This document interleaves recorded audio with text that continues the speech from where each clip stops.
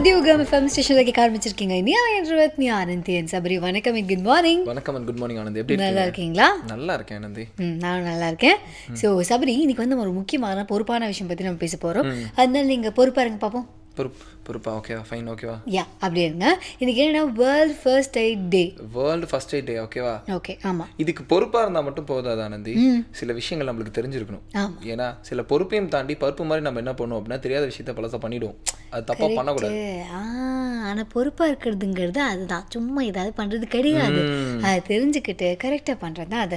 So இந்த first eight அப்படின்னு வரும்போது, இந்த ஃபர்ஸ்ட் அதாவது ஆக்சிடென்ட்டாக இருந்தாலும் சரி, இல்லை ஏதாவது ஒரு விபரீதம் நடந்திருந்தால் அதோடைய ஃபர்ஸ்ட் கொஞ்சம் நேரம் மட்டும் கோல்டன் பீரியட் அப்படின்னு சொல்லுவாங்க. ஸோ அந்த நேரத்தில் நீங்கள் பண்ணுற சின்ன சின்ன விஷயங்கள் பெரிய லெவலில் எஃபெக்ட் ஆகும். ஸோ அப்படி இருக்கும்போது நீங்கள் நல்ல விஷயங்கள் பண்ணால் மட்டும்தான் அது நல்ல வகையில் கொண்டு போய் முடியும். எக்ஸாக்ட்லி, தான் திருவள்ளுவரும் சொல்லியிருக்காருல்ல. இருந்தாலும் எனக்கு ஃபர்ஸ்ட் எய்ட் பற்றி நிறைய விஷயங்கள் தெரியாது அப்படிங்கிறதுனால இன்னும் கொஞ்சம் இடத்துல நம்ம கெஸ்ட் வந்து எக்ஸ்பிளைன் பண்ணுவாங்க.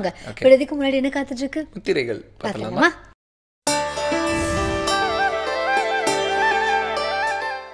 வணக்கம். நலம்பெறும் முத்திரைகள் மற்றும் விரல்களை மருத்துவர் வரிசையில் இன்றைக்கி நம்ம வந்து வயிற்று பகுதியில் ஏற்படக்கூடிய ஒரு விதமான நோய்க்கான தீர்வு. என்ன நோய் அப்படின்னு பார்த்தோன்னா அஜீரணம் அப்படின்ற நோய்க்கான ஒரு தீர்வு. இந்த அஜீரணம் என்ற நோய் நமக்கு இருக்குது அப்படின்னா என்ன அறிகுறிகள்? நெஞ்சு எரிச்சல் இருக்கும், ஒரு மாதிரியான வயிற்று எரிச்சல் இருக்கும், புளித்த ஏப்பம் வரும், நாக்கில் வந்து ஒரு புளிப்பு சுவை இருக்கும், வயிற்று வலி இருக்கும், வயிறு வந்து வீங்கின மாதிரி இருக்கும். இந்த மாதிரியெல்லாம் அறிகுறிகள் பொதுவாக வந்து உணவு அப்படின்றது தான் நமக்கு இந்த வயிற்று பிரச்சனைக்கு காரணமாக சொல்ல முடியும். உணவில் வந்து ஏற்படக்கூடிய குற்றங்கள், அதில் உணவில் என்னென்ன குற்றங்கள் அப்படின்னா, நம்ம வந்து இப்போ எல்லாத்தையுமே சாப்பிட்றோம், எதை எதனுடன் சேர்ந்து சாப்பிடக்கூடாது அப்படின்றதுக்கு வந்து போஜன குதூகலம் அப்படின்னு சொல்லி ஒரு பழைய நூல் இருக்குது. அதில் குறிப்பிடப்பட்டிருக்கக்கூடிய குறியீடுகள் பார்த்திங்கன்னா, நம்ம சாதாரணமாக செய்யக்கூடிய வேலைகளே அஜீரணத்தை உருவாக்கக்கூடிய ஒரு தன்மை இருக்குன்றது கண்டுபிடிச்சோம். அப்படி என்னென்னு பார்த்தா, உளுந்து பொருட்களை நம்ம பயன்படுத்தும்போது முள்ளங்கியை சேர்த்து பயன்படுத்தினா இந்த அஜீரணம் வரும் அப்படின்றத கண்டுபிடிச்சோம். அதை வந்து இப்போ நான் உங்களுக்கு கூட பகிர்ந்துக்கிறணும்னு நினைக்கிறேன். அதாவது இட்லி, தோசை, உளுந்து வடை இதெல்லாம் சாப்பிடும்போது முள்ளங்கி சாம்பார் அல்லது முள்ளங்கியை சேர்த்து சாப்பிடக்கூடாது. அதே மாதிரி கோதுமை சாப்பிடும்போது முள்ளங்கி கண்டிப்பாக சாப்பிடணும். இதெல்லாம் வந்து குறிப்புகள் இருக்குது. நல்லெண்ணெயையும் கோதுமையும் சேர்த்து சாப்பிடக்கூடாது. கீரையையும் தயிரையும் சேர்த்து சாப்பிடக்கூடாது. அசைவ பொருட்களையும் கீரையையும் சேர்த்து சாப்பிடக்கூடாது. இந்த மாதிரி நிறைய விஷயங்களில் வந்து நம்ம உணவில் வந்து கவனமாக இருந்தோம்னா அஜீரணம் என்ற தொந்தரவு வராது. அஜீரணம் என்ற நோய்க்கு பலவிதமான காரணங்கள் இருந்தாலும் முக்கியமாக பார்த்திங்கன்னா, நமக்கு வந்து வயிற்றில் ஏற்படக்கூடிய கிருமிகளின் தொற்று அப்படின்றது சொல்லலாம். இந்த கிருமி தொற்றின் மூலமாக நமக்கு உடனடியாக தெரியக்கூடிய ஒரு அறிகுறி என்னென்னா, சாப்பிட்டவுடன் மலம் கழிக்க வேண்டும் அப்படின்ற ஒரு உந்துதல் இருக்கும். எப்போவுமே சாப்பிட்ட உடனே மலமோ சிறுநீரோ கழித்தோம்னா அஜீரணம் ஏற்படும். சாப்பிட்றதுக்கு முன்னாடியே வந்து நம்ம இந்த வேலைகளை செஞ்சுட்டு அதுக்கப்புறம் போய் சாப்பிடணும். நிறைய பேர் பார்த்துருக்குறோம், சாப்பிட்ட உடனே போய் சிறுநீர் கழிக்கிறதுக்கு போவாங்க அல்லது மலம் கழிக்க போவாங்க. அவங்களுக்கு எல்லாமே இந்த அஜீரணம் அப்படின்ற நோய் கண்டிப்பாக வந்துடும். இதை தவிர்க்கணும் அப்படின்றது ஒரு முக்கிய குறிப்பு.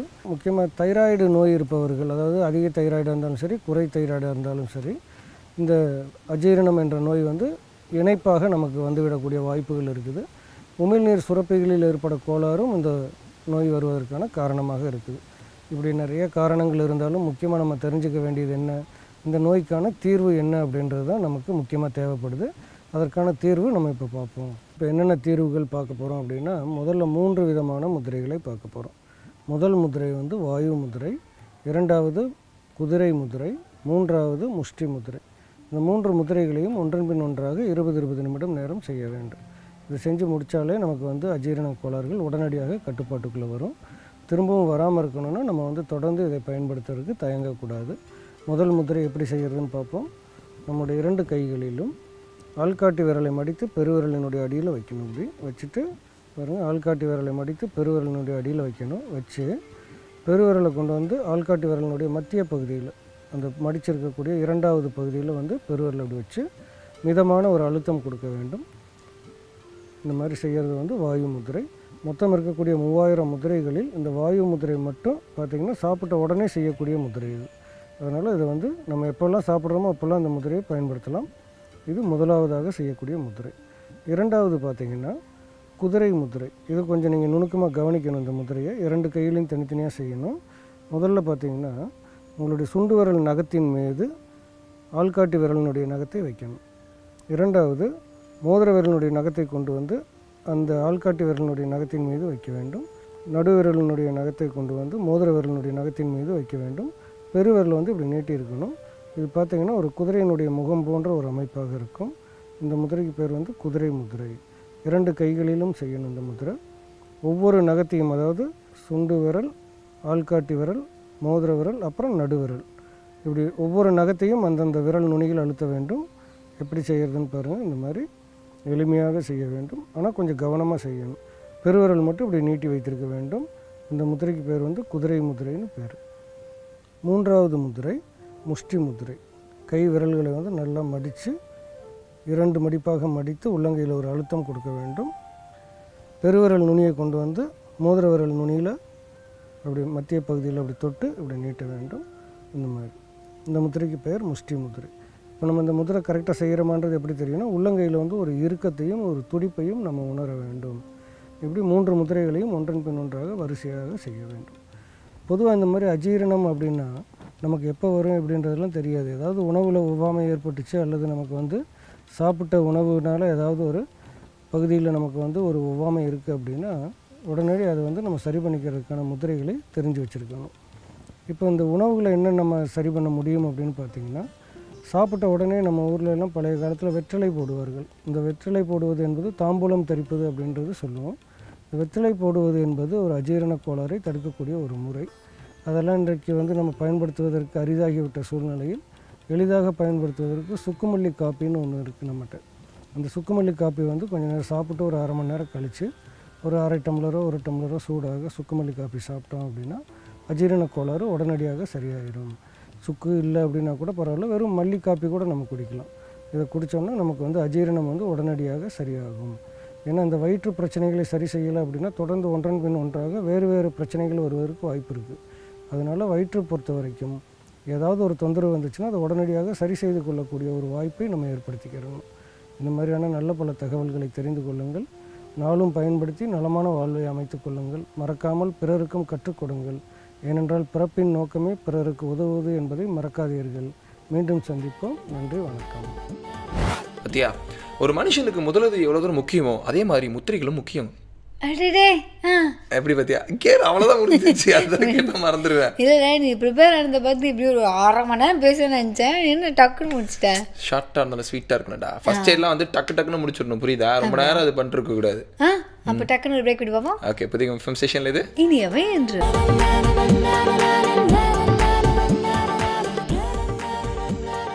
Welcome back. புதிய யுகம் ஃபிலிம் ஸ்டேஷனில் கேட்டுருக்கீங்க. இனியவை என்று with me Anandhi and Sabari. So நம்மளுடைய உடம்பை நம்ம வந்து ப்ராப்பராக தெரிஞ்சுக்கிட்டா தான் அதோடைய முக்கியத்துவம் நமக்கு தெரியும். கரெக்டா? ஸோ அப்படி இந்த ஃபர்ஸ்ட் எய்டுங்கிற விஷயம் வந்து எந்தளவுக்கு முக்கியமான விஷயம் அப்படிங்கிற நமக்கு தெரியும். அது மட்டும் இல்லாமல் இந்த நேச்சுரோபதி அப்படிங்கிற விஷயம் பற்றி நமக்கு தெரியும். கண்டிப்பாக இந்த ஃபர்ஸ்ட் எய்ட் எவ்வளோ தூரம் முக்கியமோ அதே மாதிரி ஒரு எப்பயுமே எதிர்பார்த்த நேரத்தில் நடக்கிறதா ஆக்சிடென்ட், சரியா? அதுக்கு நடக்கிறதா வந்து இந்த ஃபர்ஸ்ட் எய்ட், ஓகேவா? அதே மாதிரி நம்ம உடம்புல எப்போ என்ன வேணால் நடக்கலாம், அதெல்லாம் வராமல் தடுக்கிறதா இந்த நேச்சுரோபதி. அதாவது prevention is better then cure அப்படிங்கிற விஷயத்தில் பார்க்குங்க. நம்ம நிவேதா என்ன சொல்கிறாங்க அப்படிங்கிறது பார்த்துக்கலாமா?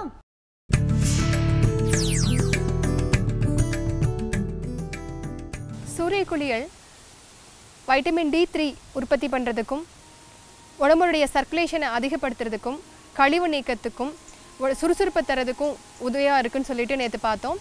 அந்த சூரிய குளியலை எப்படி எடுக்கலாம் அப்படிங்கிறத பற்றி இன்றைக்கி பார்க்க போகிறோம்.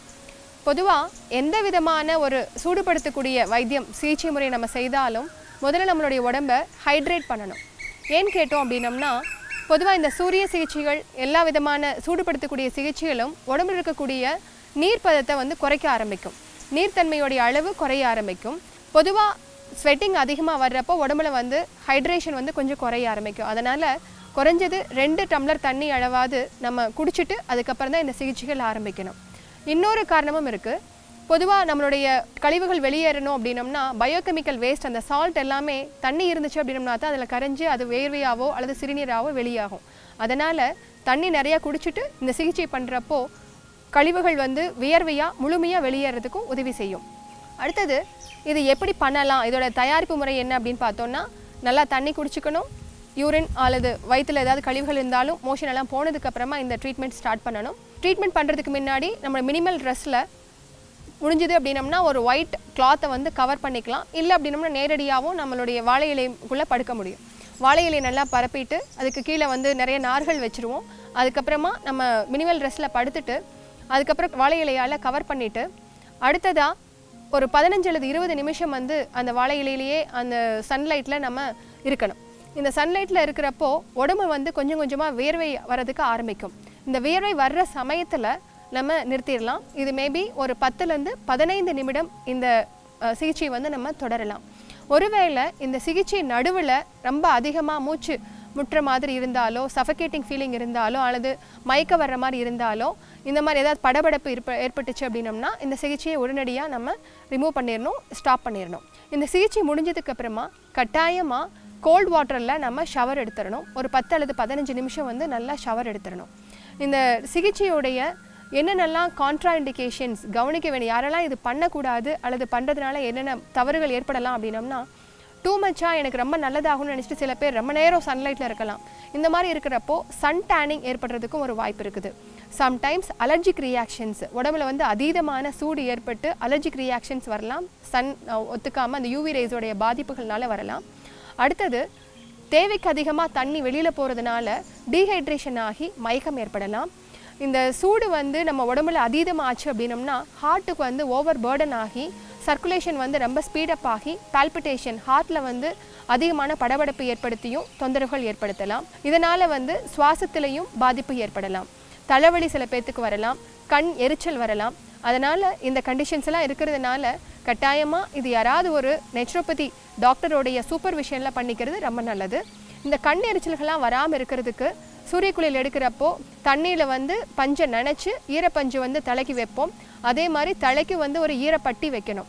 நடுவில் வந்து தேவைப்பட்டுச்சு அப்படின்னம்னா ரொம்ப சூடாக இருக்குது, தரை சூடாக இருக்குது, அல்லது பாடி ரொம்ப ஹீட்டாக இருக்குதுன்னு ஃபீல் பண்ணோம் அப்படின்னம்னா தண்ணி வந்து லைட்டாக ஸ்ப்ரிங்கிள் பண்ணலாம், தண்ணியை தெளித்து விடலாம். வாழை இலைக்கு மேலேயே தெளிக்கலாம், அல்லது அந்த ஈரத்துணி நம்மளுக்கு தலையில் வச்சுருக்கிறதுல அதுலேயும் நம்ம தண்ணி தெளிக்கலாம். இந்த மாதிரி பண்ணி ஒரு 15-20 நிமிஷம் இருக்கிறது மூலமாக பாடியில் இருக்கிற கழிவுகள் வெளியாகும். கூட இது வந்து வெயிட் ரிடக்ஷனுக்கும் உதவி செய்யும். அதீதமான நீர் அதிகமாக இருக்குது என் உடம்புல அப்படிங்கிறவங்களுக்கும் இது உதவிகரமாக இருக்கும். நேச்சுரோபதி பத்தல என்ன 3 தடவை சொல்லிட்டா? இல்லை, நல்லதுன்னு சொன்னேன். ஏதோ விற்க போகிற மாதிரி சொன்னீங்க. என்றைக்குமே நல்ல விஷயங்களை 3 தடவை சொல்லணுமா? அப்படியா? அப்போ ஆனந்தி நல்ல விஷயங்கள்னு சொன்னேன். ஆமாம், நான் விஷயம் கிடையாதுல, நான் ஒரு பர்சன். நான் பண்ணுற விஷயங்கள் தான் நல்ல விஷயங்கள். எனிவேஸ் இப்போ நான் பண்ண போகிற அடுத்த நல்ல விஷயம் என்ன அப்படின்னா ஒரு பிரேக் விடுறது. கண்டிப்பாக புதிய கம்ஃபர்ம் ஸ்டேஷனில் இது இனியவை என்று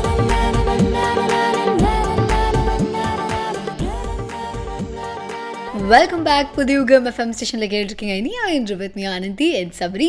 எப்போவுமே வந்து ஏதாவது ஒரு விஷயம் சர்ப்ரைஸாக நடந்தா வச்சுக்கோயேன், அது வேறு லெவலில் மாறிடும். இப்போ வந்து யாரோ ஒருத்தர் கூட ஏதோ இடத்துல வந்து தண்ணி குடிச்சிட்டு இருந்தாராம். அப்போ வந்து ஒரு இலை வந்து தான் அதெல்லாம் நாங்கள் டீ கண்டு பிடிச்சோம் அப்படி சொன்னாங்க.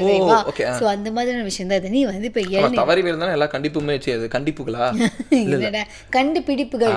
கண்டுபிடிப்புகள். ஃபார் எக்ஸாம்பிள் அந்த ஆப்பிள் விழுந்ததுனால நியூட்டன் வந்து இன்வைட்டே பண்ணா என்னாச்சு?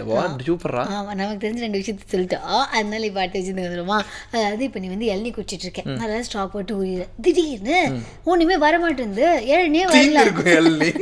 இல்லை, அங்கதான் ஒருத்தன் வந்து அடிச்சிட்டு இருக்கான். அவன் யாருன்னா ஆரஞ்சு பழம். லாஜிக் யோசிச்சுன்னு வச்சுக்கோங்க, அந்த ரெசிபி வராது. லாஜிக் வேணுமா ரெசிபி வேணுமா? ஓகேயா, இன்னைக்கு என்ன அப்படின்னா இளநீர் ஆரஞ்சு சுவைநீர். இளநீர் ஆரஞ்சு சுவைநீர். ஆமா, ஆரஞ்சு இளநீடா, ஏதோ மிக்சிங் பார்த்தலாமா? ஓகே, மிக்சிங் பாத்துறோம். அனைவருக்கும் வணக்கம். இன்றைய பசுமை உணவுகள் பகுதிக்கு உங்களை வரவேற்பதில் மகிழ்ச்சி அடைகிறேன். இன்றைக்கி நம்ம செய்ய போகிற உணவு இளநீர் ஆரஞ்சு சுவைநீர். இது எப்படி செய்யலாம் முன்னாடி என்ன தேவைன்னு பார்க்கலாம். இளநீர், ஆரஞ்சு சாறு, எலுமிச்சை சாறு, தேன். முதல்ல இளநீரை இதில் ஊற்றிக்கிறோம். அடுத்தது ஆரஞ்சு சாறு. இளநீர் எவ்வளோ ஊற்றுறோமோ அதில் பாதி அளவு ஆரஞ்சு சாறு கலந்தால் போதும். ஒரு 10 சொட்டு எலுமிச்சை சாறு. இந்த புளிப்பு கூட்டுறதாக 10 சொட்டு எலுமிச்சை சாறு, அவ்வளோதான். தேவையான அளவு தேன் பால் அல்லது தேன்.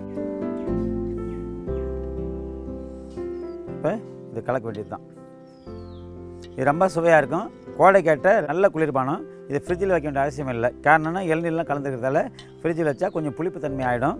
ஆனால் வந்து நேரடியாக கலந்து உடனே குடிக்கக்கூடியது ரொம்ப நல்ல உணவு.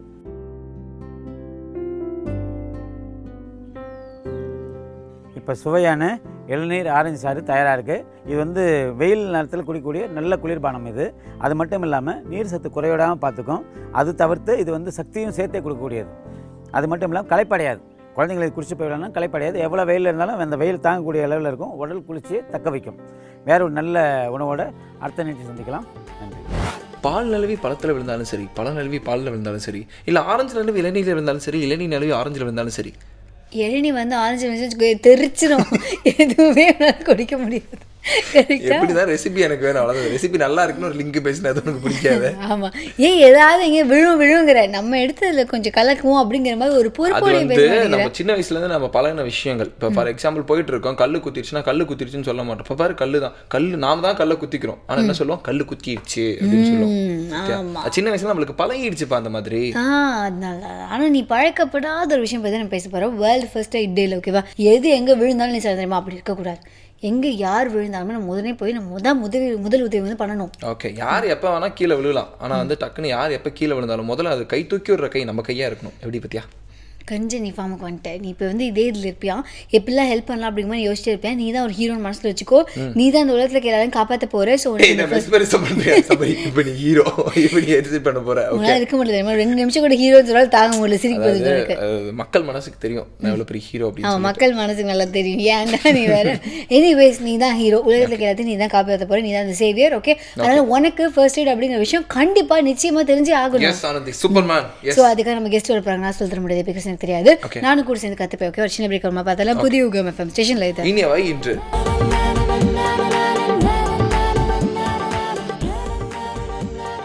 Welcome back. புதிய யுகம் FM ஸ்டேஷனில் கேட்டுருக்கீங்க. இனியவை என்று பற்றி ஆனந்தி அண்ட் சப்ரி. இன்னைக்கு வந்து வேர்ல்டு ஃபர்ஸ்ட் எய்ட் டே. ஓகே, வேர்ல்டு ஃபர்ஸ்ட் எய்ட், முதல் உதவி. கரெக்டா? கரெக்ட். ஸோ முதல் உதவி பண்ணுறதுக்கு எல்லாம் முன் வரணும் அப்படின்னா முதல்ல அதை பற்றி பல விஷயங்களை அவங்க தெரிஞ்சுக்கணும். ஸோ இதெல்லாம் டீட்டெயிலாக நமக்காக சொல்கிறதுக்காக இன்னைக்கு நம்ம கூட 108 எமர்ஜென்சி அண்ட் 104 ஹெல்த் ஹெல்ப்லைன்லேருந்து ஹெட் ஆஃப் மார்க்கெட்டிங் பிரபுதாஸ் அவர்கள் இருக்காங்க. வணக்கம். வணக்கம் சார். சார், முதல் உதவி ஃபர்ஸ்ட் எய்ட் அப்படின்னா என்ன சார்? ஃபர்ஸ்ட் எய்ட்னா நம்ம ஒருத்தர் ஆபத்தில் இருக்கார், ஒரு எமர்ஜென்சியில் இருக்காருன்னா அவருக்கு நம்ம செய்யக்கூடிய நல்ல விஷயங்கள் ஆர் செய்யக்கூடாத விஷயங்கள், இதுதான் ஃபர்ஸ்ட் எய்டு நம்ம சொல்கிறோம். அண்ட் எனி எமர்ஜென்சியாக இருக்கலாம். ஓகே ஓகே, எதெல்லாம் வந்து இந்த ஃபர்ஸ்ட் எய்டில் வந்துடும் சார்? எந்தெந்த விஷயங்கள்? ஒரு சின்ன எக்ஸாம்பிள். பொதுவாக நம்ம ஃபர்ஸ்ட் எய்ட் அப்படின்னும் போது நம்ம என்ன நினைப்போம்னா ஆக்சிடென்ட்டுக்கு தான் நம்ம பண்ணுறதா நினச்சிட்ருக்குறோம். ஆனால் அப்படி இல்லை. ஆக்சிடெண்ட்டாக இருக்கலாம், இல்லை அவங்க தடுக்கி விழுந்திருக்கலாம். ஓகே, ஸோ சாலை விபத்து இல்லைனா மற்ற விபத்துக்கள், மூச்சு திணறல், இல்லைனா வந்து நெஞ்சு வலி, ஒரு ஹார்ட் அட்டாக் வந்திருக்கு, ஒரு செஸ்ட் பெயின் வருது, ஒரு விஷம் குடிச்சிருக்காங்க, இல்லைனா ஏதாவது அவருக்கு காய்ச்சல் இருக்குது. இந்த மாதிரி என்ன விதமான ஒரு எமர்ஜென்சியாக இருந்தாலும் அவருக்கு நம்ம செய்யக்கூடிய முதல்ல நம்ம பண்ணக்கூடிய நல்ல விஷயங்கள் தான் நம்ம ஃபர்ஸ்ட் எய்டாக நம்ம சொல்கிறோம். சிம்பிளாக. ஓகே ஓகே ஓகே, இதோட இம்பார்ட்டன்ஸ் அப்படிங்கிறது எல்லாருமே இது இம்பார்ட்டன்ட் அப்படிங்கிறது தெரியும். இருந்தாலுமே இந்த ஃபர்ஸ்ட் எய்டோடைய இம்பார்ட்டன்ஸ் எந்த அளவுக்கு முக்கியம் அப்படிங்கிறத சொல்லுங்கள். ரொம்ப சிம்பிள். அதாவது நம்ம எமர்ஜென்சியில் வந்து ஒருத்தர் இருக்கிறாங்க, அதாவது அவர் உயிருக்கு ஆபத்து ஏற்படும் அப்படின்னு நம்ம நினைக்கிறோம். அந்த மாதிரி இருக்கக்கூடிய ஒருத்தருக்கு நம்ம செய்யக்கூடிய ஃபர்ஸ்ட் எய்ட்னால அவருக்கு வந்து உயிர் காப்பாற்றக்கூடிய வாய்ப்புகள் அதிகரிக்கும். 1. 2வது, அவருடைய பாதிப்பின் தன்மை குறையும். 3வது, அவர் மருத்துவமனைக்கு போகும்போது அங்கே வந்து சீக்கிரமாக அவர் குணமடைஞ்சு வீட்டுக்கு வருவார். அதனால் காலமும் சேவாகும், பொருட்செலவும் சேவாகும். இது வந்து ஒரு எமர்ஜென்சி தான் இருக்கணும்னு அவசியம் இல்லை. இப்போ சிம்பிளாக நம்ம பென்சில் சீவும் போது கையில் வந்து பிளேட் கட் ஆகுது. அதுலேருந்து ஆரம்பித்து ஒரு காய்ச்சல்லேருந்து எல்லா விதமான ஒருத்தருக்கு ஏற்படக்கூடிய டஃப் சிச்சுவேஷன், ஒரு எமர்ஜென்சி சிச்சுவேஷனுக்கு நம்ம கண்டிப்பாக ஃபர்ஸ்ட் எய்ட் பண்ணலாம். Okay okay sir. நடுவில் சொல்கிறப்ப பார்த்தீங்கன்னா இந்த செய்யக்கூடாத விஷயங்கள்னு ஒரு சில விஷயங்கள் இருக்குது, பார்த்துருக்கியா? அதான் வந்துன்னா ஒரு அட்வைஸ் பார்த்தீங்கன்னா சில பேர் சொல்லிவிடுவாங்க, கை கட் ஆகிடுச்சான்னு என்ன பண்ண உடனே இந்த மஞ்சத்தூரை பற்றி சுற்றி இப்படி பண்ணு. சில பேர் ப்ராப்பராக அட்வைஸ் கொடுத்தாலும் சில பேர் என்னென்னா இது தேவையாக இருந்திருக்காது, சும்மா இதை பண்ணுப்பா, இதை பண்ணால் சரியாக போயிருப்பான்னு அவங்களே வந்து ஒரு மெடிக்கல் கொண்டு வந்துருப்பாங்க. ஸோ செய்யக்கூடாத விஷயங்கள் அப்படின்னா என்னென்ன சார்? இப்போ முதல்ல ஒவ்வொன்றா எடுத்துக்கோமே. நம்ம இப்போ ஒரு நெஞ்சு வலி இருக்குது. ஓகே, அவருக்கு வந்து ஹார்ட்னால அவருக்கு நெஞ்சு வலியா இல்லை ஒரு கேஸ்ட்ரிக் ப்ராப்ளமாக நமக்கு தெரியாது. ஸோ நெஞ்சு வலியில் இருக்கிறவங்கள நடக்க வைக்கக்கூடாது, ஏன்னா அதனால் இன்னும் கொஞ்சம் அக்ரவேட் ஆகும். அதே மாதிரி சாலை விபத்தில் ஒருத்தங்க பாதிக்கப்பட்டிருக்காங்கன்னு வைங்களேன், அவங்களுக்கு எங்கே அடிபட்டிருக்கு நமக்கு தெரியாமல் அவங்கள லிஃப்ட் பண்ணுறது. அதே மாதிரி வந்து மயக்கடிச்சு கீழே விழுந்திருப்பாங்க, அவங்களுக்கு நம்ம சோடா நல்ல எண்ணத்தில் தான் நம்ம பண்ணுவோம் பொதுவாக, ஆனால் அதனால் விபரீதங்கள் வரலாம். அதே மாதிரி ஃபிட்ஸ் வந்திருக்கும். வலிப்புங்கிறது உடம்பில் ஏற்படக்கூடிய ஒரு மாற்றம். அதுக்காக நம்ம வந்து உடனே இரும்பு இல்லைன்னா இதெல்லாம் கொடுக்கக்கூடிய நம்பிக்கைகள் நம்ம சமுதாயத்தில் இன்னமும் இருக்குது. தீக்காயம் இருக்குன்னா அது மேலே வந்து பேஸ்ட்டை தடவுறது, இந்த மாதிரி மஞ்சத்தூள், இப்போ நீங்கள் சொன்ன மாதிரி டீ தூள் போடுறது எல்லாமே ட்ரை பண்ணுவோம். அதெல்லாம் பண்ணாமல் ஒரு பயிற்சி பெற்று முறையான ஒரு முதலுதவி நம்ம அளிக்கும் போது அதனால் அவுட்கம்ஸ் இப்போ ரிசீவ் பண்ணுற ஒரு ஹாஸ்பிட்டலில் அவங்களுக்கு வந்து உடனடியாக நல்ல மருத்துவம் கிடைப்பதற்கான வாய்ப்புகள் அதிகரிக்கும். அதனால் பாதிப்பின் தன்மை குறையும், உயிர் காக்கக்கூடிய வாய்ப்புகள் இன்னும் அதிகரிக்கும். Okay okay sir. பொதுவாகவே ஏதாவது ஒரு பிரச்சனை அப்படின்னா வந்து எல்லாருக்குமே ஹெல்ப் பண்ணணும் அப்படிங்கிற அந்த ஒரு எண்ணம் இருக்கும். ஆனால் இந்த ஃபர்ஸ்ட் ஸ்டெப் யார் எடுத்து வைக்கிறாங்க அப்படிங்கிறத பொறுத்து தான் இருக்குது. இன்னொரு பக்கம் ஆனால் எல்லாருமே பண்ண முடியுமான்னு கேட்டால் அதுலேயும் ஒரு சந்தேகம் உண்டு. ஸோ யாரெல்லாம் இந்த ஃபர்ஸ்ட் எய்ட் பண்ணுறதுக்கு வந்து தகுதியானவங்க, எல்லாருமே இந்த விஷயத்தை கற்றுக்க முடியுமா? நிச்சயமாக முடியும். எல்லாருமே வந்து ஃபர்ஸ்ட் எய்ட் பண்ணலாம். இதுக்கு வந்து படிப்போ வயசோ இல்லைன்னா நம்ம இருக்கக்கூடிய சமுதாய சூழல்களோ எந்த ஒரு தடையுமே கிடையாது. சின்ன குழந்தைங்கள்லேருந்து பெரியவங்க வரைக்கும் யார் வேணால் ஃபர்ஸ்ட் எய்ட் பண்ணலாம். ஆனால் இதில் ஃபர்ஸ்ட் எய்டில் முக்கியமாக நம்ம தெரிஞ்சுக்க வேண்டியது என்னென்னா ஒரு பயிற்சி எடுத்துக்கணும், இல்லைனா அதை பற்றின விஷயங்களை நம்ம விழிப்புணர்வு மூலமாக தெரிஞ்சுக்கணும். இன்றைக்கி இந்த ஃபர்ஸ்ட் எய்ட் நிகழ்ச்சியை பற்றி நம்ம பேசுகிறதே அதுக்காக தான். ஸோ ஃபர்ஸ்ட் எய்டில் என்ன பண்ணணும் என்ன பண்ணக்கூடாது, ஒவ்வொரு எமர்ஜென்சிக்கும் எப்படி கையாள்வது அப்படிங்கிற பயிற்சி படும்போது என்ன நம்ம ட்ரெயின் ஆகிட்டோம்னா நமக்கு ஒரு கான்ஃபிடென்ஸ் வரும். இப்போ நீங்கள் சொன்னீங்க இல்லையா, இப்போ உதவி பண்ணணுன்ற எண்ணம் இருக்கும், ஆனால் ஒரு அச்சமும் இருக்கும், ஒருவேளை நம்ம தப்பு பண்ணிடுவோமோன்னு. ஆனால் ட்ரைனிங் எடுத்துட்டா அந்த அச்சம் இருக்காது, கான்ஃபிடென்ஸ் அதிகமாகும். Okay okay sir. பார்த்துருக்கியா சில பேர்லாம் வந்து டக்குன்னு என்ன ஆயிடுச்சுன்னா அது வந்து தவறான சொல்லிடுவாங்க. நான் ஏற்கனவே சொன்ன மாதிரி இந்த ஒத்தனம் கொடுக்குறதால சில பேர் வந்து டக்குன்னு குளிச்சிருங்க அப்படின்னு சொல்லுவாங்க. சில பேர் வந்து காய்ச்சல் அதிகமாக இருக்கா, டப்புன்னு ஒரு கூல் ட்ரிங்க்ஸ் குடி சரியாயிடும் அப்படிங்கிறதெல்லாம் இருக்குது. யோசிச்சு பார்த்துருக்கேன். சரி சார், நமக்கு வந்து யார் சொல்லி தராங்க அப்படிங்கிறத பொறுத்திருக்கு. நம்ம என்ன விஷயங்கள்லாம் கற்றுக்குறோம் அப்படின்னு. ஸோ குழந்தைங்க கூட இப்போ பேரண்ட்ஸ்லாம் இந்த மாதிரி பண்ணுறதை பார்த்தாங்க, மேபி அதான் ரைட் அப்படிங்கிற மாதிரி எடுத்துப்பாங்க. ஸோ ஒரு ப்ராப்பரான ட்ரைனிங் அப்படிங்கிறது கண்டிப்பாக ட்ரைனிங். சார் சொன்னார்ல இந்த ட்ரைனிங் சொன்னீங்களா சார், ஃபர்ஸ்ட் எய்ட் ட்ரைனிங். இந்த ட்ரைனிங்கில் என்னென்னலாம் சார் கற்றுக் கொடுப்பாங்க? ட்ரைனிங்கில் அடிப்படையில் வந்து நம்ம ஒரு பாதிக்கப்பட்டவரை அசஸ் பண்ணணும். இவருக்கு என்ன பாதிப்பு இருக்குது, பாதிப்பின் தன்மை எந்த அளவுக்கு சீரியஸாக இருக்குது, இல்லைனா இவருக்கு எந்த விதமான முதலுதவி வேணுங்கிற அசஸ்மெண்ட்டை பற்றி நம்ம சொல்லுவோம். ரெகக்னைசிங் அன் எமர்ஜென்சி அப்படின்னு நம்ம சொல்கிறோம். அதாவது ஒரு எமர்ஜென்சியை கண்டறிவது எப்படி. அடுத்ததாக கண்டறிந்த பின் அந்த எமர்ஜென்சிக்கு அந்த ஒரு அவசர காலத்திற்கு நாம் என்ன செய்ய வேண்டும் என்ன செய்யக்கூடாது ரெண்டையுமே நம்ம ட்ரெயின் பண்ணுறோம். ஒரு உதாரணமாக ஒருத்தர் கீழே விழுந்துட்டாரு, அவருக்கு ஒரு கையில் வந்து ஃப்ராக்சர் ஆயிருக்கு அப்படின்னா எப்படி வந்து அவருக்கு கையில் கட்டு போடுவது, இல்லை ரத்தம் போக்கு அதிகரிக்குன்னா ரத்த தானம் எவ்வளோ முக்கியமோ அதே அளவுக்கு ரத்தம் வீணாவதை தடுப்பதும் ரொம்ப ரொம்ப அவசியம். அப்போ வந்து ஒரு இடத்துல ரத்தப்போக்கு இருக்குன்னா எப்படி அதை ப்ரெஷர் அப்ளை பண்ணி நம்ம கையில் பிடிச்சிட்டு ஒரு கர்ச்சீஃப் வச்சு அழுத்தி பிடிச்சாலே அழுத்தம் கொடுத்து அந்த ரத்தப்போக்கை கட்டுப்படுத்துவது. இல்லைனா ஒரு மூச்சு திணறல் இருக்கிறவருக்கு எப்படி அவரை கம்ஃபர்டபுளாக உட்கார வைக்கிறது. இல்லைனா ஒரு மூச்சு பேச்சே இல்லாமல் ஒருத்தர் வந்து அன்கான்ஷியஸாக இருக்கார், நாட் ரெஸ்பாண்டிங், அவருக்கு நம்ம சிபிஆர் எனப்படக்கூடிய கார்டியோ பல்மனரி ரிசசிட்டேஷன் சொல்கிறோம். நெஞ்சில் வந்து நம்ம அழுத்தம் நிறைய திரைப்படங்கள் எல்லாம் பார்த்துருப்போம். அந்த மாதிரி நெஞ்சில் அழுத்தம் கொடுத்து அவர் எப்படி உயிர் மீட்பது, ரிசசிட்டேட் பண்ணுறது, இது போன்ற பல்வேறு பயிற்சிகளை நம்ம கொடுக்குறோம். இப்போ 108 சேவையிலையும் நம்ம பண்ணுறோம். இதை தவிர நிறைய நிறுவனங்களும் வந்து தொண்டு நிறுவனங்களும் இந்த பயிற்சியை கொடுத்துட்ருக்காங்க. எல்லாருமே இந்த பயிற்சியை வந்து நம்மளுடைய ஒரு காலகட்டத்தில் கண்டிப்பாக கற்றுக்கணுங்கிறது அவசியம், இன்றியமையாதது. ஆக்சுவலாக இன்னொரு பக்கம் வந்து என்னென்ன எல்லாரும் சொல்கிற விஷயம் என்னன்னா, அரைகுறையாக தெரிஞ்சுட்டு ஒன்று பண்ணுறதுக்கு நீங்கள் பண்ணாமலே இருக்கலாம். அதுக்கு பெஸ்ட்டு ஏதாவது ஒரு எமர்ஜென்சி அப்படின்னா 108 கால் பண்ணிவிடுங்க, நீங்கள் சிம்பிளாக இருந்துருங்க அப்படிங்கிற மாதிரி சொல்கிறாங்க. பட் நம்ம வந்து வேறு எதுவுமே பண்ண முடியாது. லைக் ஒரு சில விஷயங்கள் நம்ம பேசிக்காக பண்ணலாம் அப்படிங்கிற விஷயங்கள் ஏதாவது இருக்கா? நிறைய இருக்குது. இப்போ இதில் வந்து சப்போஸ் எனக்கு எதுவுமே தெரியல அப்படின்னா, இந்த ஒரு விபத்து இல்லைன்னா ஒரு எமர்ஜென்சி எங்கேயோ ஒரு இடத்துல ஒருத்தர் பாதிக்கப்பட்டிருக்காருன்னா உடனே நம்ம என்ன பண்ணோம்னா கூட்டம் கூடி வேடிக்கை பார்ப்போம். முதல்ல அதை தவிர்த்துடலாம். அண்ட் பாதிக்கப்பட்டவருக்கு சின்னதாக ஒரு நம்பிக்கை கொடுக்கலாம், கவலைப்படாதீங்க நான் இருக்கேன் உங்க கூட. அண்ட் அவர்கிட்ட ஒரு மொபைல் ஃபோன் இருக்குன்னா அவர் உறவினருக்கோ அல்லது 108க்கோ கூப்பிட்டு நம்ம சொல்லலாம். மேலும் நமக்கு இன்னும் தகவல் வேணும் அப்படின்னா 104 மருத்துவ உதவி சேவை இருக்குது. அதில் மருத்துவர்கள் செவிலியர்கள் இருக்காங்க, அவங்கள கூப்பிட்டு கூட நம்ம ஃபர்ஸ்ட் எய்ட் பற்றி இன்ஃபர்மேஷன் 24 மணி நேரமும் தமிழ்நாட்டில் எல்லா இடத்துல இருந்தும் நம்ம பெறலாம். எல்லாத்துக்கும் மேலே நம்ம என்ன பண்ணலான்னா, இப்போ சின்ன சின்ன விஷயங்கள் யார் வேணாலும் பண்ணலாம். இப்போ வந்து ஒருத்தர் மூச்சு பேச்சு இல்லாமல் படுத்துக்கிட்டா அவரை இடது பக்கமாக நம்ம வந்து படுக்க வைக்கலாம். வலிப்பு வந்து இருக்கிறாருன்னா அவரை காற்றோட்டமாக விடலாம். அவருடைய சட்டை பட்டெல்லாம் நம்ம அவுத்து விட்டு அவரை சேஃபாக இருக்கலாம். அவருடைய ப்ராப்பர்ட்டியை செக்யூராக வச்சுக்கலாம். இந்த மாதிரி சின்ன சின்ன விஷயங்கள் பண்ணலாம். இப்போ காலில் அடிபட்டிருக்கு, ஃப்ராக்சர் ஆகிருக்குன்னு நம்ம சஸ்பெக்ட் பண்ணுறோம், நம்ம உறுதியாக தெரியாது, ஆனால் சந்தேகப்படுறோன்னா அந்த இடத்த இம்மொபிலைஸ் பண்ணுறது, அதாவது ஆடாமல் அசையாமல் இருக்கிறது. பக்கத்தில் எங்கேயா கட்டை இருக்குன்னு வைங்களேன், சின்ன ஒரு வுடன் பீஸ் இருக்குது, ஒரு கர்ச்சீஃப் இருக்குன்னா அதை வந்து இன்னும் கொஞ்சம் வந்து இம்மொபிலைஸ் பண்ணுறது. அண்ட் முதுகு தண்டுவடம் அடிபட்டிருக்கு அப்படின்னா அவரை வந்து ஃப்ளாட்டாக நம்ம படுக்க வச்சு அவரை வந்து ஃபர்தராக அந்த அக்ரவேட் ஆகாமல் இருக்கிறது, தெரியாமல் நம்ம தப்பாக தூக்காமல் இருக்கிறது, இதெல்லாமே நம்ம செய்யக்கூடிய விஷயங்கள் தான். சார் ஆம்புலன்ஸில் என்னென்ன மாதிரி விஷயம்லாம் இருக்குது சார்? இந்த ஃபர்ஸ்ட் எய்ட் கிட் அதெல்லாம் என்னென்ன இருக்கும் சார்? ஆம்புலன்ஸ் பொறுத்த வரைக்கும் 108 அவசரகால சேவையை பொறுத்த வரைக்கும் ஒரு உயிரை காப்பாற்றுவதற்கும் அவருக்கு உடனடியாக தரமான முதலுதவி அளிப்பதற்கும் தேவையான உபகரணங்கள், மருந்துகள் மற்றும் பயிற்சி பெற்ற ஒரு மருத்துவ உதவியாளர், இந்த 3மே இருக்கும். அதாவது நம்ம சொல்லக்கூடிய எல்லா விதமான எமர்ஜென்சிஸையும் கையாளக்கூடிய திறன் படைத்தது தான் இந்த 108 அவசரகால சேவை. நம்ம வந்து புதுசாக ஒரு வண்டி வாங்குறோம் அப்படின்னா கண்டிப்பாக ஃபர்ஸ்ட் எய்ட் பாக்ஸ் அப்படிங்கிறது கொடுக்குறாங்க. அதை நம்ம அப்படியே கிஃப்ட் பேக் பண்ண மாதிரி எடுத்துக்கொண்டு போய் உள்ளே வச்சிருக்கோம் நிறைய பேர். அது தவிர வந்து அதுவும் எக்ஸ்பயர் ஆகும் அப்படிலாம் சொல்லி கேள்விப்பட்டிருக்கேன். ஸோ இந்த வண்டி ஆகட்டும், 2 வீலர் ஆகட்டும், 4 வீலர் ஆகட்டும், இல்லை வந்து நம்மளுடைய பப்ளிக் டிரான்ஸ்போர்ட் அங்கெல்லாம் கூட இந்த ஃபர்ஸ்ட் எய்ட் பாக்ஸ் அப்படிங்கிறது இருக்குது. ஸோ அந்த பாக்ஸை பற்றி சொல்லுங்கள், அதை வந்து நம்ம வந்து ரெனியூ பண்ணுறது அப்படிங்கிறத பற்றியும் சொல்லுங்கள். ஃபர்ஸ்ட் எய்ட் பாக்ஸ் பொறுத்தவரைக்கும் நீங்கள் சொன்ன மாதிரி மேண்டட்ரி, அதாவது ஸ்டாச்சுட்டரியாகவே நம்ம வெஹிக்கிள்ஸ் வாங்கும்போது 2 வீலர் 4 வீலர் இல்லைனா எந்த வண்டி வாங்கும்போதும் அதில் அடிப்படையாகவே வருது. அது மட்டும் இல்லாமல் இந்த பப்ளிக் டிரான்ஸ்போர்ட்ஸ் எல்லாமே வந்து ஃபிட்னஸ் சர்டிஃபிகேட் போகும்போது அதில் வந்து ஃபர்ஸ்ட் எய்ட் பாக்ஸுக்கான ப்ரொவிஷன்ஸ் எல்லாமே இருக்குது. பட் தெரியாமலே நம்ம வந்து அந்த ஃபர்ஸ்ட் எய்ட் கிட்டை வந்து நம்ம மெயின்டைன் பண்ணுறதே இல்லை. நீங்கள் சொன்ன மாதிரி அது வாங்கினதோடு சரி, அதுக்கப்புறம் எங்கே போகும்னு தெரியாது. மேபி இந்த நிகழ்ச்சிக்கு அப்புறம், இந்த நாளுக்கு அப்புறம் நம்ம எல்லாருமே வந்து நம்மளுடைய ஃபர்ஸ்ட் எய்ட் கிட்டை கண்டிப்பாக வச்சுருக்கணும். அதில் பேசிக்கான விஷயங்கள் தான். இப்போ ஒரு சின்ன காயம் பட்டால் அதுக்கான பேண்டேஜ், இல்லைனா ஒரு காட்டன் நம்ம பஞ்சு சொல்கிறோம் இல்லையா, அப்புறம் அது மாதிரி கட்டு போடுவதற்கான துணிகள், ஆயின்மெண்ட், ஆன்டிசெப்டிக் ஆயின்மெண்ட்ஸ், இது மாதிரி ரெடிமேடான கிட்டே available in the market. So நல்ல தரமான ஒரு மருந்தகத்திலேருந்து, ஒரு ஃபார்மசிலேருந்து நம்ம வந்து ஒரு கிட்டை வாங்கி நம்ம வச்சுக்கலாம். இது வந்து நம்ம வண்டிகளில் வச்சுக்கலாம்.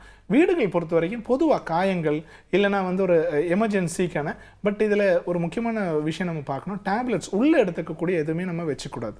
ஏன் அப்படின்னா நமக்கு அந்த மருத்துவம் பயிற்சி பெற்ற ஒரு மருத்துவர் மூலம் மட்டுமே உள்ளே வந்து மருந்துகள் நம்ம வச்சுக்கணும். ஸ்கூல்ஸு, எல்லா ஆஃபீஸஸ்ஸு, பொது மக்கள் கூடக்கூடிய இடங்கள், மால்ஸு, இந்த மாதிரி எல்லா இடத்துலையுமே ஆக்சசிபிளான இடத்துல ஃபர்ஸ்ட் எய்ட் கிட் இருக்கணும். சில இடங்களில் ஃபர்ஸ்ட் எய்ட் கிட் வச்சு அதை லாக் பண்ணி வச்சுருவாங்க, பிரயோஜனமே இருக்காது. ஸோ இப்போ சாதாரண ஒரு மக்கள், சராசரியான ஒரு மக்கள் ஒரு எமர்ஜென்சியில் ஆக்சஸ் பண்ணக்கூடிய விதத்தில் டிரான்ஸ்பரண்ட்டாக எல்லாருக்குமே தெரியக்கூடிய விசிபிளான பிளேஸில் வைக்கணும். அது வைக்கிறதோடு மட்டுமல்ல, அதை வந்து காலாவதியாகக்கூடிய பொருட்கள் இருக்குமே ஆனால் அவற்றை கரெக்டான டைமில் ரெப்ளனிஷ் பண்ணணும், மாற்றக்கூடிய அதுக்கான ஒரு பீரியாடிக் செக்கும் இருக்கணும். இது பண்ணோம்னா நிச்சயமாக நம்மளால் நிறைய விஷயங்கள் நல்லா தான் பண்ண முடியும். ஐ திங்க் இந்த ரீசன்ட் பாஸ்ட்டில் வந்து 108 அப்படிங்கிற அந்த நம்பர் வந்து ரொம்ப பெரிய அளவில் வந்து ரெஜிஸ்டர் ஆகிக்கிறதுக்கான முக்கியமான காரணம் அதில் வந்து ஒரு சர்வீஸ் ஓரியன்டாக ஒரு ஹெல்ப் இமீடியட்டாக கிடைக்கிது, அது தேவையான ஒரு நேரத்தில் அப்படிங்கிறது தான். வேலையை தாண்டி அதில் சேவை இருக்குது, அதுதான் முக்கியமான விஷயம் இல்லை, சீரியஸாக. ஸோ ஆனால் அதை பற்றி இன்னும் நிறைய விஷயங்கள் தெரிஞ்சுக்கணும் அப்படிங்கிறதுக்காக நீங்கள் நம்ம கூட பிரபுதாஸ் அவர்கள் இருக்காங்க. ஒரு சின்ன பிரேக் வரும்போது தொடர்ந்து பேசலாம். புதிய யுகம் எஃப்எம் ஸ்டேஷனில் இது இனியவை இன்று.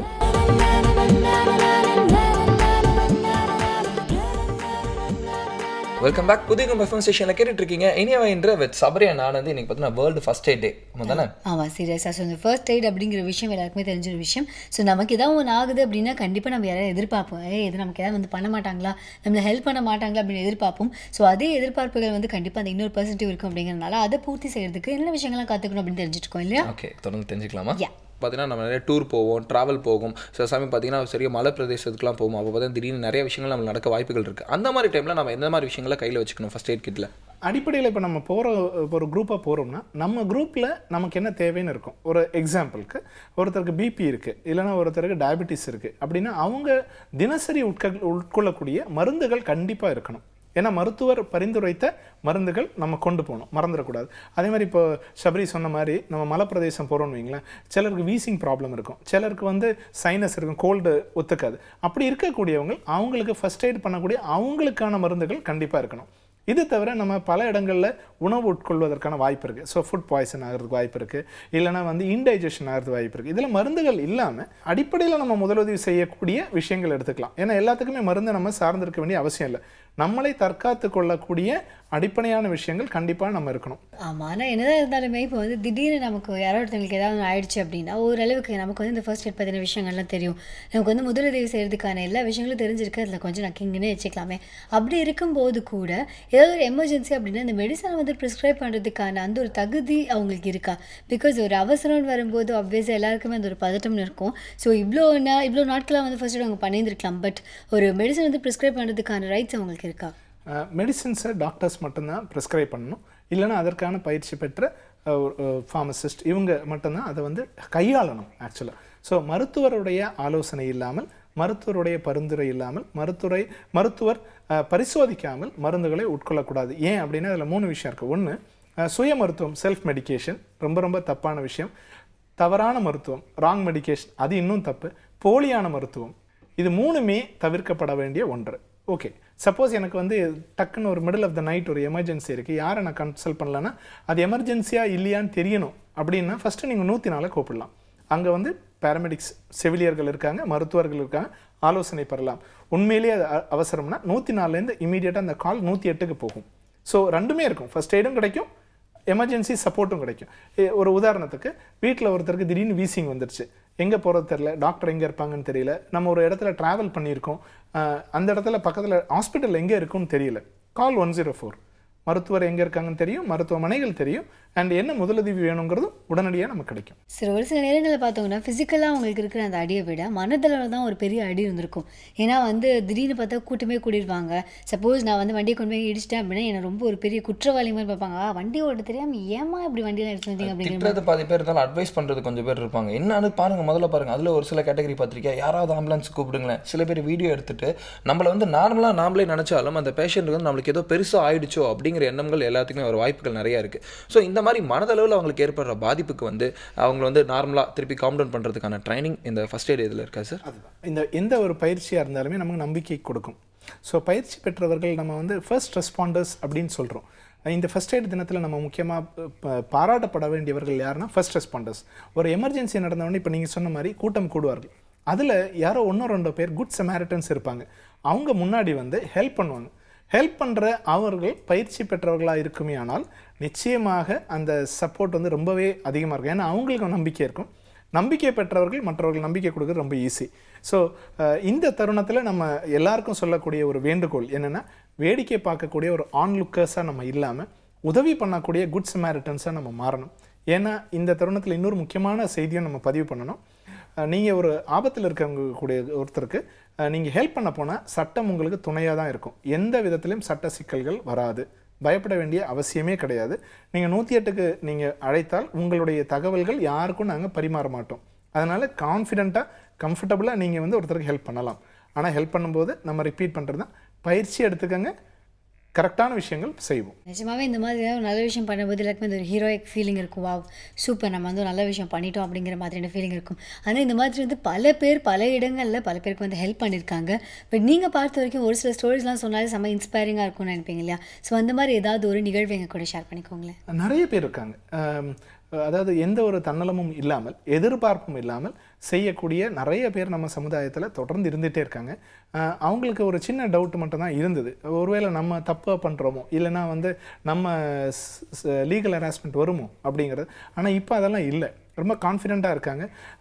நிறைய மாணவர்களுக்கே நாங்கள் பயிற்சி அளிச்சிருக்கோம்.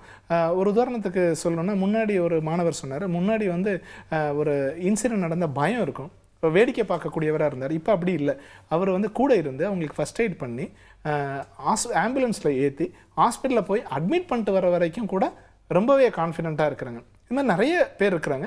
ஒரு குறிப்பிட்ட நிகழ்வுன்னு சொல்லாமல் கலெக்டிவாக நிறைய பேரை உருவாக்கியிருக்கோன்னு நம்ம பெருமிதம் கொள்ள முடியும். அருமையான விஷயம் சார். ஸோ இதே சைடில் பார்க்குறப்ப பார்த்தீங்கன்னா சில பேர் பார்த்தீங்கன்னா அவங்களுக்கு ஹெல்ப் பண்ணுறேன் அப்படிங்கிற இடத்துல வந்து பார்த்தீங்கன்னா ஒரு ஆக்சிடென்ட் வந்துருச்சுன்னா, ஃபார் எக்ஸாம்பிள் அங்கேருந்து ஒரு 10 பேர் கால் பண்ணாங்க 108 சொல்லிட்டு. ஸோ ஒரு ஆக்சிடென்ட் வந்தால் நம்ம போயிட்டுருக்கேன், திடீர்னு ஒரு ஆக்சிடென்ட் ஆயிருக்கு, அப்போ நான் என்ன பண்ணணும்?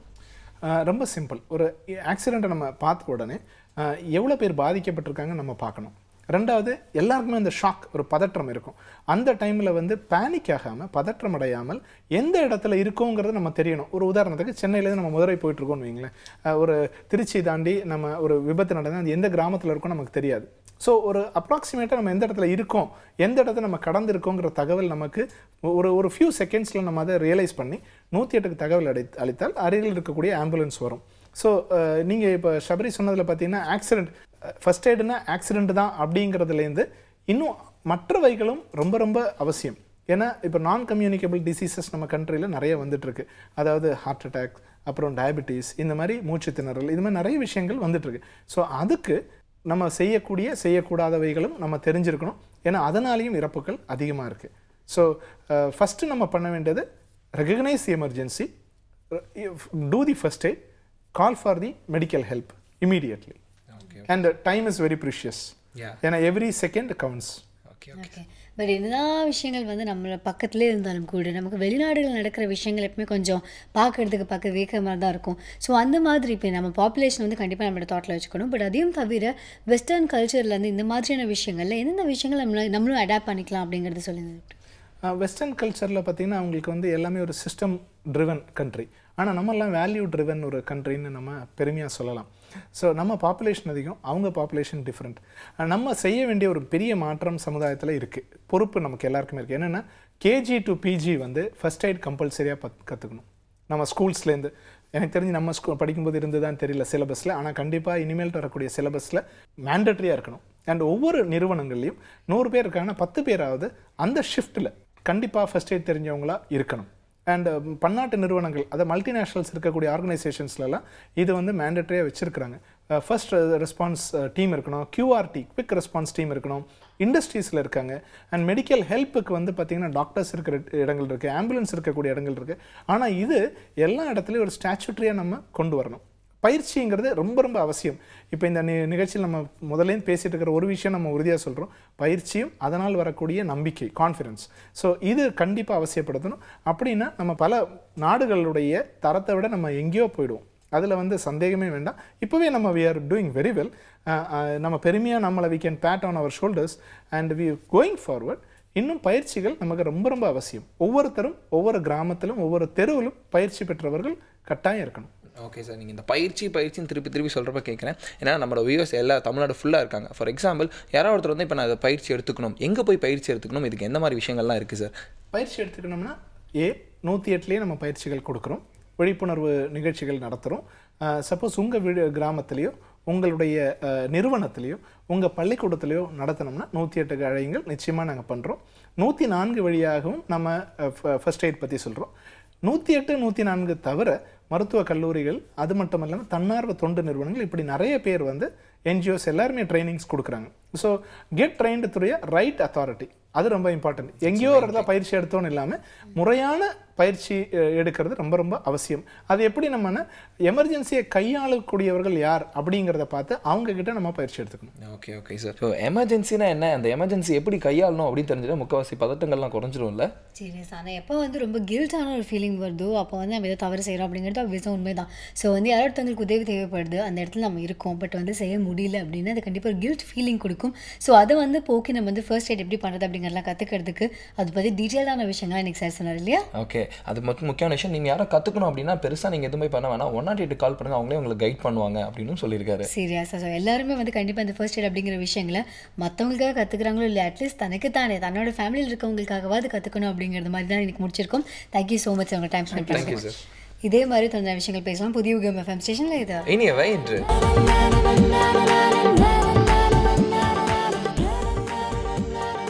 Welcome back. புதிய யுகம் FM ஸ்டேஷனில் கேட்டுருக்கீங்க. இனியா இன்று with me Anandhi and Sabari. இப்போ வந்து நம்மளுடைய கெஸ்ட் வந்து இந்த ஃபர்ஸ்ட் எய்ட் பற்றி பல விஷயங்கள்லாம் சொல்லிட்டு போனாங்க. ஆனால் எந்த மாதிரியான விபரீதம் நடந்தாலும் கூட அதில் கண்டிப்பாக நம்மளுடைய பங்கு கண்டிப்பாக இருக்குது. ஓகேவா? இப்போ வந்து நம்ம எங்கே போய் விழறோம் அப்படின்னா அது என்ன தான் இன்னொருத்தவங்க வந்து இடிச்சிட்டாங்க அப்படின்னு 1000 காரணங்களாக சொல்லலாம். அதில் வந்து கண்டிப்பாக ஒரு 1% அது நம்மளோட கான்ட்ரிபியூஷன் கண்டிப்பாக இருக்கும். கண்டிப்பாக. அது ஏன் அப்படின்னா அதாவது சின்ன வயசில் வந்து உனக்கு அந்த ரியாக்ஷன் செகண்ட் வந்து ரொம்ப ஜாஸ்தியாக இருக்குமா? ஓகே, அதாவது நீ ரொம்ப ஆக்டிவாக இருப்ப, ஏதோ ஒரு பக்கத்தில் வந்து டக்குன்னு ரியாக்ட் பண்ணுவோம். அதனால குழந்தைங்களும் டக்குன்னு போகும், விழுந்தால் வந்து எஞ்சிடுவாங்க, என்னென்ன பண்ணுமோ அதெல்லாம் அவங்க பண்ணிடுவாங்க. பட் பெரியவங்களாக இருக்கும்போது விழுந்தா அப்படியே கடந்துருவோம். அது ஏன் அப்படின்னா ஒன்று ஐயோ அவங்க என்ன நினைப்பாங்களோ இவங்க நினைப்பாங்க, அந்த மாதிரி நிறைய ட்ராமாலாம் அவன் மைண்டுக்குள்ளே ஏறிடும். கண்டிப்பாக ஓடுறதே பாரு. வீட்டில் இன்னமே எங்கள் அக்கா பையன் வந்து 2 பேருக்கும் அந்த ஸ்வீட்டில் சண்டை வரும். சாக்லேட் வச்சிருந்தா யார் அடிச்சு பிடிச்சி வரும்னு சொல்லிட்டு இந்த எங்கள் தூண்லலாம் இப்படி வளைஞ்சு ஓடிடும். நம்ம கூட டப்பு டப்புன்னு இடிச்சு இடிச்சுட்டு போவேன் ஒரு துளினா. ஆமாம், நீ இவ்வளோ பெரிய உருவம் இல்லைடா, அந்த போகிறது கொஞ்சம் இப்படி இடிச்சு தான் போக வேண்டியதாக இருக்கும். சரி, அதை விடு. நான் என்ன சொல்ல வரேன் அப்படின்னா, ஸோ அதனால் ஹெல்த்தியான பாடி இருக்குது, ஹெல்த்தியான மைண்ட் இருக்குது அப்படின்னா ஏதாவது ஒரு விஷயம் நடக்குது அப்படின்னு நீங்கள் டக்குன்னு அதுக்கு ரியாக்ட் பண்ண முடியும், இமீடியட்டாக ரியாக்ட் ஆகணும். ஆமாம். ஸோ அந்த வகையில் இந்த மூலிகைகள்லாம் ரொம்ப ஹெல்த்தியானது அப்படிங்கிறது நம்ம எல்லாருக்குமே தெரியும். ஆனால் இறையன் பிசர் அதை பற்றி ஏதோ ஒன்று சொல்லணுமா? மூலிகை பற்றி சொல்ல போகிறோம். ஆமாம், ஓகே, கேட்டுருமா? அப்போ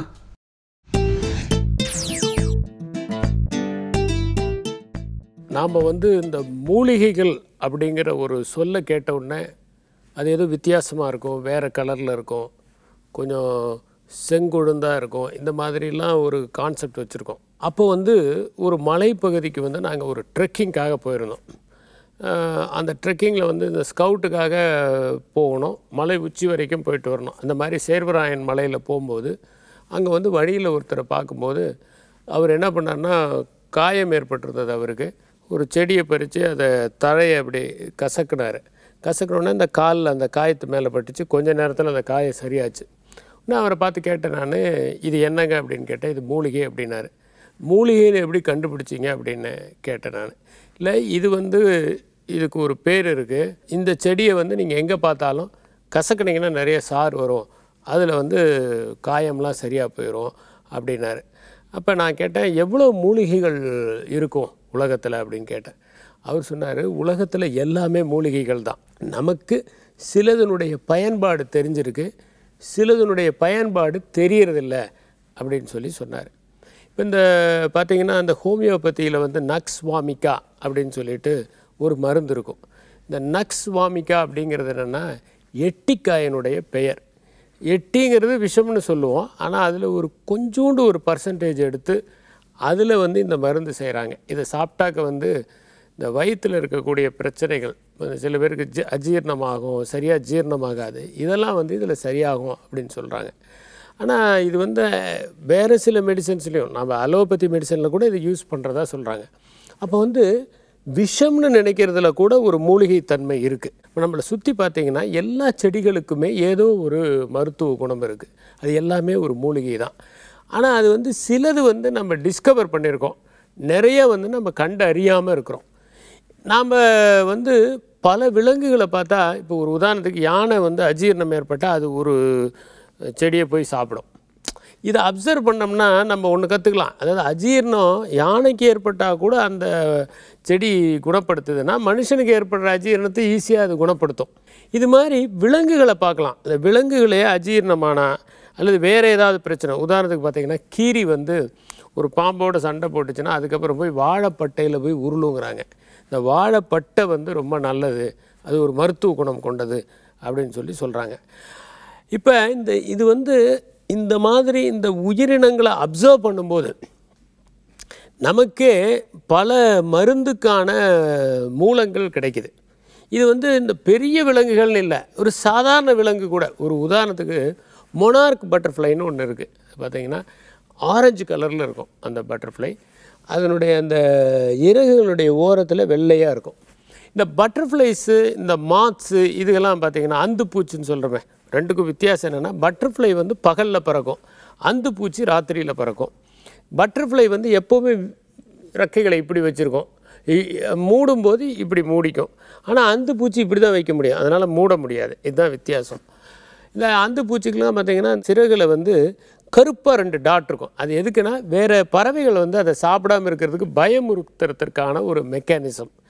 இப்போ இந்த மொனார்க் பட்டர்ஃப்ளைங்கிறது தான் நிறைய இந்தியாவில் இருக்கக்கூடிய பட்டர்ஃப்ளை, இது உலகம் ஃபுல்லாக இருக்குது.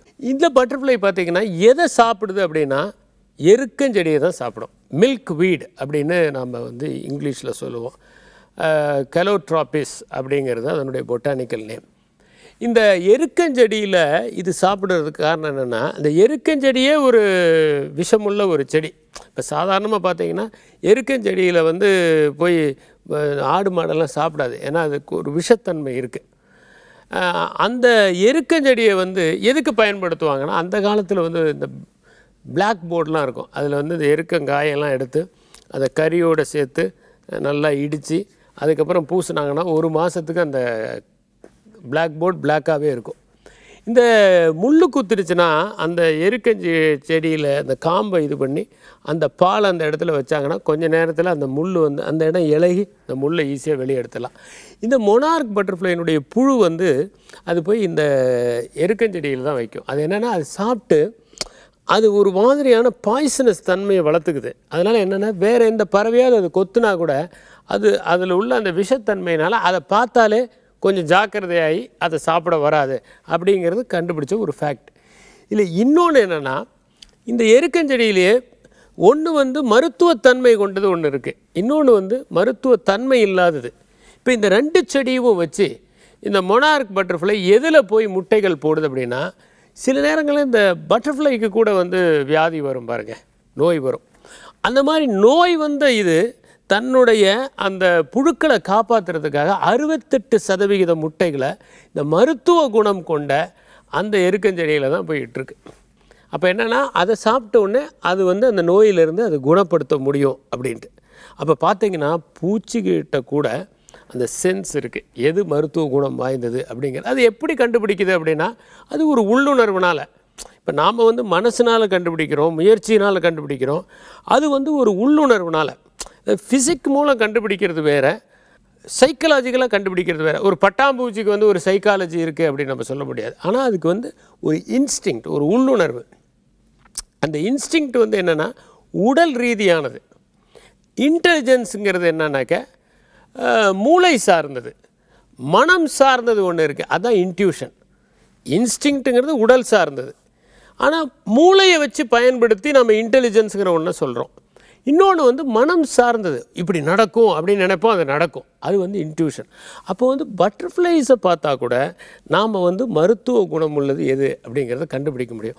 பூச்சிகளை நிறைய ஆராய்ச்சி பண்ணி 10 வருஷம் ஆராய்ச்சி பண்ணவர் இதை சொல்கிறார். இந்த மாதிரி மொனார்க் பட்டர்ஃப்ளை வந்து அதுக்கு உடல்நிலை சரியில்லைன்னா அதனுடைய புழுக்களை காப்பாற்றுறதுக்கு எப்படி போய் முட்டையிடுது, மெடிசினல் பிளான்ட்டில் போய் முட்டையிடுது அப்படின்னு. அது மாதிரி இயற்கையை பார்த்தா நம்ம கற்றுக்கிறதுக்கு நிறையா விஷயங்கள் இருக்குது. நாம் இயற்கையிலேருந்து கண்டுபிடிச்சது 1% கூட இருக்காது. அதனால் நம்ம கண்டுபிடிக்க வேண்டியதும் இன்னும் வந்து தெரிஞ்சிக்க வேண்டியதையும் இயற்கை நிறைய வச்சுருக்கு. இயற்கை தான் வந்து உலகத்திலேயே மிகவும் அதிக பக்கங்கள் கொண்ட புத்தகம். அதில் நம்ம 1-2 பக்கங்களை வாசிச்சுட்டு நிறைய வாசிச்சு தான் நினைக்கிறோம். இன்னும் வாசிக்க முயற்சி செய்வோம். நன்றி, வணக்கம். இன்னைக்கு என்ன வெப்சைட் அப்படின்னு பார்த்தீங்கன்னா www.firstaidforfree.com. ஓகே, ஸ்பெல் பண்ணிடுறேன். firstaidforfree.com. ஓகேவா? அது ஒரு தடவை ஸ்பெல் பண்ணிடுறேன். firstaidforfree.com. சரியா? Okay, super. இந்த வெப்சைட்டில் என்னென்ன இருக்குது அப்படின்னு பார்த்தீங்கன்னா எக்கச்சக்கமான விஷயங்கள் இருக்குது. நம்மளுக்கு வந்து இந்த ஆக்சிடென்ட் மட்டும் தான் ஃபர்ஸ்ட் எய்ட் அப்படிங்கிறது கிடையாது.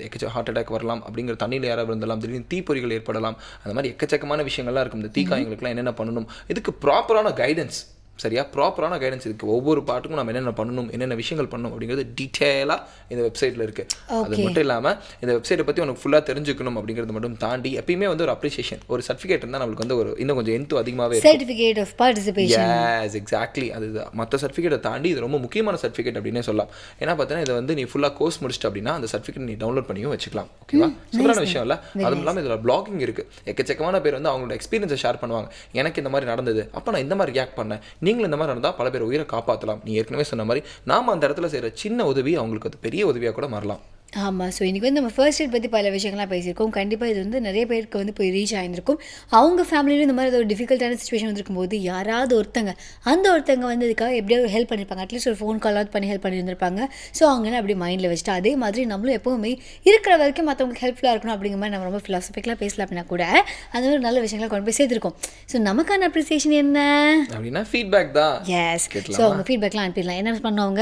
ஒன்றும் இல்லை, மெயில் பண்ணோம் அப்படின்னா feedback@pudiyugam.tv அப்படிங்கிற மெயில் ஐடிக்கு தாராளமாக உங்களோட மெயில் அனுப்பிச்சிடலாம். அதையும் தவிர டால் ஃப்ரீ நம்பர் இருக்குது. அந்த நம்பர் கால் பண்ணி நீங்கள் உடனே எங்களுக்கு உங்களுடைய ஃபீட்பேக் அனுப்பலாம். அல்லது கீழே டிஸ்பிளே ஆகிட்டு அட்ரஸ்க்கு கைப்பட கடிதம் எழுதியும் அனுப்பலாம். ஓகே, பற்றியா நீங்கள் நான் ஒரு ஹீரோ ஆகிட்டேன். நான் மட்டும் ஹீரோ இல்லை, யாரெல்லாம் ஃபர்ஸ்ட் எய்ட் பண்ணணும்னு நினச்சாவே அவங்க ஒரு ஹீரோ ஆகிடுவாங்க. ஃபர்ஸ்ட் எய்ட் பண்ணணும்னு முடிவு பண்ணிட்டாங்கன்னா அவங்க வந்து ஹீரோவாக முழுமையாக அடைகிறாங்க. ஆமாம். ஸோ இன்றைக்கி நீங்கள் கற்றுக்கணும், நாங்களும் கற்றுக்குவோம். ஃபர்ஸ்ட் கிட் நீங்களும் வச்சுக்கணும், நாங்களும் வச்சுக்குவோம். இப்போ நீங்களும் எங்கே கிளம்பிட்டுருக்கீங்க? நாங்களும் கிளம்ப போகிறோம். புதிய யுகம் FM ஸ்டேஷனில் இது இனியவை இன்று சபரி ஆனந்தி.